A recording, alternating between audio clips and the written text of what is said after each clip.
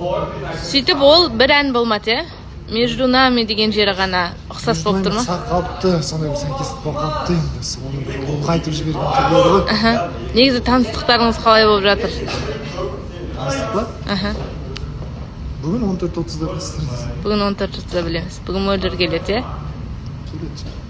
Келеді шығар ма, еже? Неге келеді шығар? Неге келеді емес?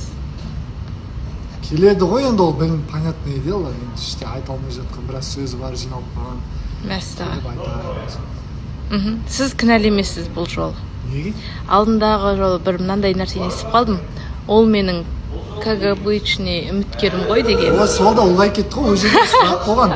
Мөлдір шығып кетті жобадан, енді екеуінің қалай болады деген сияқты. Мен айттым, енді как обычный үміткерлер сияқты келіп тұрады деген ғой. Обычный үміткер деп мақтанып айтқан жоқпын ғой. Соны бір ұлғайтып жіберіпті. Жабырақ болып кеттіңіз. Қалайсыз, Әліби? Шүкір, жақсы, өзіңіз қалайсыз? Айтам, біздің қазақтар мафия ойнап жатыр деймін да. Кезінде ақсүйек ойнап жүреді, е? Көңіл күйіңіз жақсы ма? Нормально, көңіл күйім нормально, сол кішкене демалуға кемпірға дейін кішкене. Мафия ойнауға вообще желанием жоқ, шын айтамын. Неге? Білмеймін, ойнағым келіп. Әліби, сіз ең бірінші жобаға келгенде, көзіңізге кім түсті? Қатысушыларды. Жалпы, кастинг болсын, одан кейінгі уақыт болсын. Қыздардан, Ер бала болсын, қыз бала болсын. Разница. Білмеймін, есімде жоқ. Ең бірінші. Бір анда ойыңызда қалып қояды ғой бір. Мынандай адам бар екен дегенде. Джулияны көргем айтпақшы ең бірінші. Джулияны көрдіңіз. Астанадан келген кезі как раз. Сөйтіп?